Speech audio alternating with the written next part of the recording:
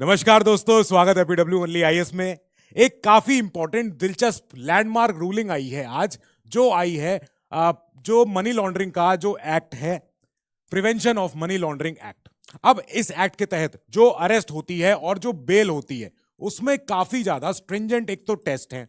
आप अगर नॉर्मल किसी भी कोर्ट में, किसी भी क्राइम में, किसी भी केस के दौरान आप जानते हैं तो इतना समझते होंगे कि जो बेल है वो एक रूल है। बेल कई लोगों का अधिकार है। जो भी कोई आरोपी होता है, अगर उसके खिलाफ अगर कोई नॉन बेलेबल वारंट है या बेलेबल वारंट है, तो बेल के लिए अप्लाई तो करते ही हैं। अब जो पीएमएलए के तहत जो अरेस्ट होते हैं और जो बेल होते हैं, इसमें उल्टा है। इसमें बेल लेना बहुत मुश्किल है, अरेस्ट बहुत पहले हो जाती है। अब सुप्रीम कोर्ट ने आज जो फैसला जो सुनाया है, इस फैसले को 30 अप्रैल को ही ऐसे रिजर्व कर लिया गया था कि समय आएगा तब इसको बता देंगे। आज आ गया। तो क्या आया इसमें, क्या इंपॉर्टेंट है? सुप्रीम कोर्ट ने बोला कि कोई भी प्रोब एजेंसी, आमतौर पर ईडी, कोई प्रोब एजेंसी चाहे कोई भी हो जो मनी लॉन्ड्रिंग की तहकीकात कर रही हो, they can not arrest the accuse, उस आरोपी को जिसको कि क्या अभी जानते हैं वो क्या। अब इससे पहले आपको बता दें कि एनसैट आने वाला है 19 मई, डेट आपको पता होगी। यू कैन रजिस्टर, नीचे लिंक लगी डिस्क्रिप्शन बॉक्स में। आपको टेस्ट लेना है। आप इस टेस्ट को अगर अटेम्प्ट करेंगे then you can avail the scholarship up till 100%। अब चलते हैं न्यूज पे कि क्या न्यूज है। एक बहुत लैंडमार्क रूलिंग आई है जो आज हम पढ़ रहे हैं। इसमें सुप्रीम कोर्ट ने पहली बार ईडी की जो पावर है, द पावर टू अरेस्ट, इस पावर को पहली बार कर्टेल किया, कम किया दोबारा से। इन्होंने कहा जो आप सेक्शन 19 के तहत, ये सेक्शन 19 है पीएमएलए का, ये पीएमएलए के सेक्शन 19 के तहत ही अरेस्ट होते हैं और ईडी को पावर मिलती है किसी को भी अरेस्ट करने की। अभी सेक्शन 19 समझते हैं क्या होता है। इसके अलावा एक और सेक्शन है, सेक्शन 45। ये बहुत इंपॉर्टेंट है। इन दोनों के ऊपर चर्चा होगी। जो आज चर्चा है, ये दो जजेस की बेंच थी, जस्टिस अभय ओका जी और जस्टिस उज्जैल भुयान जी। तो दोनों जजेस की बेंच ने आज बोला कि पहली बात तो आप ये देखिए, अगर आपके पास कोई आरोपी है, ठीक है, जिसके ऊपर मनी लॉन्ड्रिंग के चार्ज लगे हुए हैं, अगर वो आरोपी अपीयर हो रहा है किसी स्पेशल कोर्ट में बिकॉज ऑफ समन्स, इसका मतलब है कि उस स्पेशल कोर्ट ने उस आरोप का, उस कंप्लेन का संज्ञान ले लिया है, ठीक है, कॉग्निजेंस ले लिया गया है। अब ऐसे किसी भी केस में अगर आपको, यानी ईडी को, अगर अरेस्ट करना है किसी व्यक्ति को, किसी आरोपी को, देन आपको पहले उस स्पेशल कोर्ट की, जहां पे वो सुनवाई चल रही है, जहां पे वो केस चल रहा है, उसकी हामी लेनी पड़ेगी, उसकी नॉड लेनी पड़ेगी। अगर कॉग्निजेंस ले लिया गया है, यानी कि जो अपराध है उसको संज्ञान में ले लिया गया है, कोर्ट में चल गया है और कोर्ट आरोपी को बुला रही है समन पे और आरोपी हाजिर हो रहा है, पेश हो रहा है, दैट मींस द ईडी और उनके अफसर आर पावरलेस टू एक्सरसाइज अपनी जो उनके अधिकार हैं under section 19 to arrest the person जो कि शोन एज एक्यूज्ड है। अच्छा भैया, ठीक है, इससे क्या हुआ?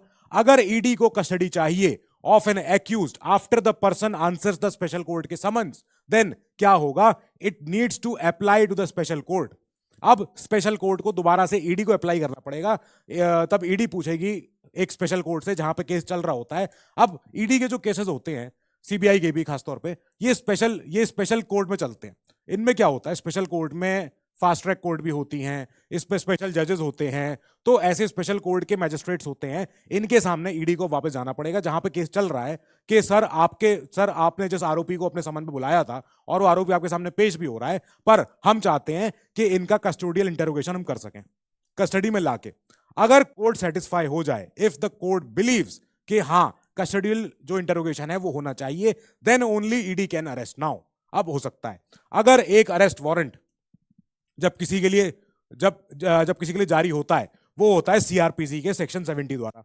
अब ये इसमें पहली बार में अगर आप किसी कोर्ट के समन को अगर आप नहीं जाते हैं तो इसमें होता है कि if the accuse fails to answer the summons, तब हो गया जारी आपके खिलाफ, ठीक है। पर ये पहली बार में इन द फर्स्ट इंस्टेंस ये एक बेलेबल वारंट होना चाहिए, इस पे बेल मिल जानी चाहिए, ठीक है। ये जो सिग्निफिकेंट रूलिंग है, इंपॉर्टेंट इसलिए है क्योंकि पहली बार it emphasises on the protection of individual का फ्रीडम, इंडिविजुअल की लिबर्टी, अगेंस्ट क्या?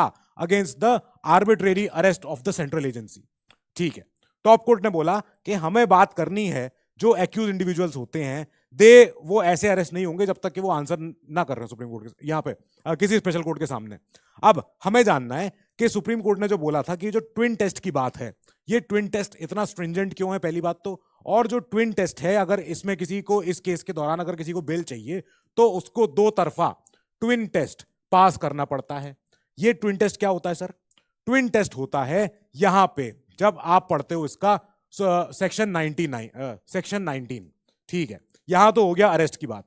जो सेक्शन 45 होगा, अभी हम आगे देखेंगे उसमें, तो सेक्शन 45 में आता है हमारा ट्विन टेस्ट। अब सेक्शन 19 सिंपली कहता है कि अगर कोई भी डायरेक्टर, ईडी का डेप्यूटी डायरेक्टर, असिस्टेंट डायरेक्टर या और भी कोई अफसर जो ऑथराइज्ड है ऑन दिस बिहाफ, जिनके पास ऐसे कोई भी मटेरियल है जिसके बेसिस पे ही हैज रीजन टू बिलीव, ये जो रीजन होगा ये लिखित में होना चाहिए, देन के कोई शख्स जो है वो आरोपी है या वो गिल्टी है ऐसे कोई ऑफेंस का जो मनी लॉन्ड्रिंग के अगेंस्ट है, देन ऐसा कोई भी अफसर जो कि ऑथराइज्ड है, of course, he may arrest such person and shall as soon as may be inform him of the grounds of such arrest. कि अगर किसी व्यक्ति को, कोई अफसर को लगता है कि इस व्यक्ति ने कुछ ना कुछ अपराध किया है और ऐसा कोई रीजन है उनके पास, कोई लिखित में कोई एविडेंस है, कुछ भी है, then he can arrest him and उनको एज सून एज पॉसिबल, जितने जल्दी हो सके वो बता दे कि भाई आपको क्यों अरेस्ट किया गया है। ठीक है, ये बात हो गई। टॉप कोर्ट ने बोला, अब आप सुनिए हमारी बात, कि यहां पे आप जब अरेस्ट कर रहे हो किसी को, जहां पे accused was not arrested till the ED had अपना कंप्लीटेड द कंप्लेंट, ठीक है भैया, they could not be arrested afterwards. कैसे कर सकते हो? अगर स्पेशल कोर्ट के समन्स पे वो जा रहे हैं, अगर वो स्पेशल कोर्ट ने कोई इशू किया summon and if the accused duly answer that summon, इसका मतलब है कि you can not call him as being in custody, वो कस्टडी में है ही नहीं, ही कैन नॉट अप्लाई आपके वाला जो पीएमएलए का जो बेल का जो टेस्ट है, वो क्या है पीएमएलए के बेल का टेस्ट, वो बहुत टफ है। वो है, यहां पे आप देखोगे कि इसको हम बोलते हैं ट्विन टेस्ट। इसमें क्या है, पहली बार तो आप देखना, no person accused of an offence, कौन सा ऑफेंस, मनी लॉन्ड्रिंग का, shall be released on bail और ऑन हिज ओन बॉन्ड। कब तक? जब तक कि क्या, दो शर्तें, द पब्लिक प्रोसिक्यूटर, जो अभियोजन है उनके खिलाफ जो भी केस है, has been given an opportunity to oppose the bail application, के जो अभियोजन है, जो ईडी के जो वकील होंगे, जब तक कि उनकी बात ना सुनी जाए कि इसको बेल क्यों ना दें। ठीक है, पहली बात ये। दूसरी बात, जब उनकी बात सुन ली जाएगी अभियोजन की, यहां पे court has to be satisfied that यहां पे रीजंस हैं, प्रॉपर रीजंस हैं कि अगर इस व्यक्ति को हम बेल दे देते हैं तो ये व्यक्ति बाहर जाके कोई और ऐसा अपराध नहीं करेगा और ये व्यक्ति गिल्टी नहीं है इस ऑफेंस का। तब जाके इन दो टेस्ट को जब वो व्यक्ति कोई पास कर ले, तब कहते हैं कि हां, अब इसने ट्विन टेस्ट पास कर लिया है, अब इसको पीएमएलए के तहत अब इसको बेल मिल सकती है। अच्छा, ठीक है। अब आप देखना कितना ज्यादा यस नो हुआ है सुप्रीम कोर्ट और सेंटर के बीच में। कैसे हुआ है आप देखिए कि 2017 में, नवंबर 2017 में टॉप कोर्ट ने बोला था कि सेक्शन 45 जो है ये वाला, ये बहुत टफ है, ये इसको हम हटाते हैं, we are striking it down of the PMLA, क्योंकि ये एक ऐसे इंपोज करता है, ऐसे दो एडिशनल कंडीशन जो कि बहुत ही हेल मेरी है, हो पाया तो हो पाया। ये जो प्रोविजन थे ये वापस से इस सुप्रीम कोर्ट की जजमेंट के बाद सेंटर ने इसको दोबारा डाला अमेंडमेंट एक लाके इस एक्ट में। अब इसके बाद ये सुप्रीम कोर्ट का अपना ही फैसला 2017 का, इसमें 2022 में सुप्रीम कोर्ट की फिर 3 जजेस की बेंच ने इस फैसले को पलट दिया, यानी कि बोल दिया कि हाँ, जो पहले फैसला आया था इसको हटाने वाला, सेक्शन 45 को हटाने वाला, ये फैसला गलत था, अब जो हम दे रहे हैं वो फैसला सही है। ये वाले फैसले को, इस विजय मदन लाल चौधरी फैसले को कई लोगों ने क्रिटिसाइज किया, सुप्रीम कोर्ट में कई ज्यादा बार सेवरल तो इसमें रिव्यू पिटीशन जाती है।